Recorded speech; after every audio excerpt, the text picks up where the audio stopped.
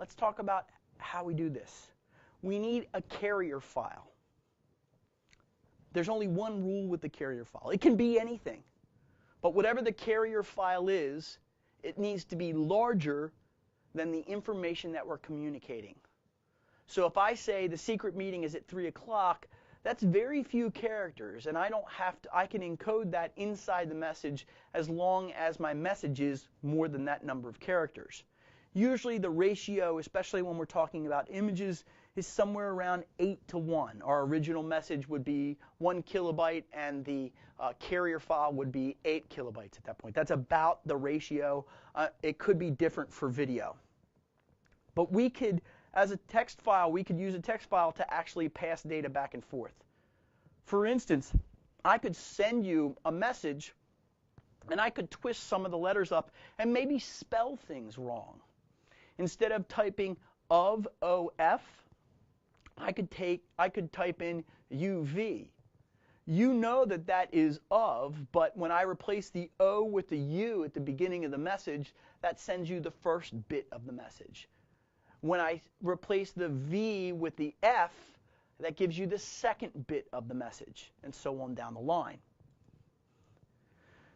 In text files, we can also use open spaces. For instance, a lot of times when you type a message, the standard practice when you're working with a typewriter is to have 2 spaces after the period or after that ending punctuation of a particular sentence or question. Suppose I add 3. Suppose I only have 2. I could vary that back and forth, and when somebody looks at that message, they would say, oh, well, he's just got extra spaces in there. Open space is being used differently. You don't know that. You don't detect that when you're looking at it as an adversary. But what we can do is we can look for those extra spaces, and that can be a way to communicate. So what we would do is we would type some big, huge letter that is 5 pages long and have 1, 2, or 3 spaces, and those 1, 2, or 3 spaces would indicate 1 bit, 2 bits, or 3 bits of our message. And if we're spelling out a whole series of characters, we're going to need enough bits to get those series of characters in there. We could also do this syntactically. We could change the syntax of the message, or semantically. We could change the meaning of the message in a lot of cases. Image files usually deal with least significant bit insertion. You could mask and filter or use algorithms and transformations. The key thing in transformations for image files is the compression algorithm can be de-optimized in a particular way, and we can actually insert noise into the message. And that noise, when read by somebody else, is, oh, that's just junk for bad encoding that they're actually using. And actually, the encoding that we're doing there, the compression that we're doing there, is actually injecting purposeful noise into the message that is then translated not as noise on the other side, but as information that's being carried in this file. In your audio files, you can use low bit encodes for audio files, phase coding, spread spectrum, and echo data hiding.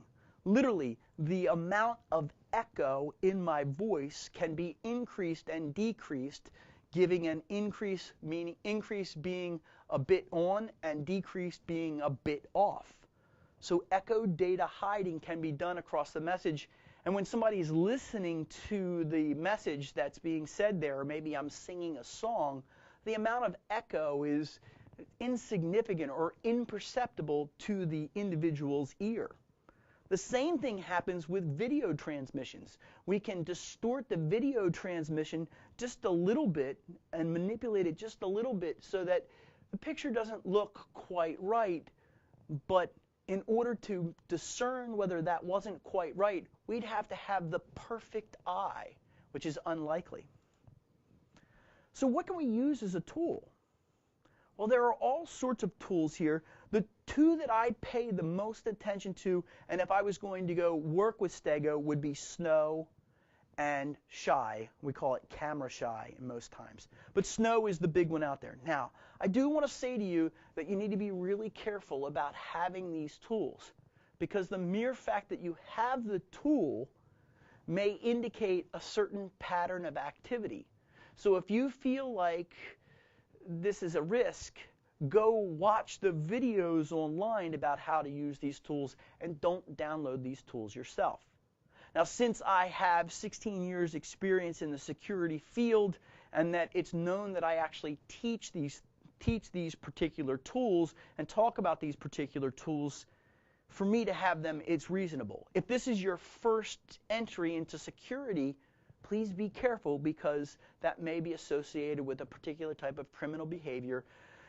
And sometimes law enforcement doesn't know when they're seizing information.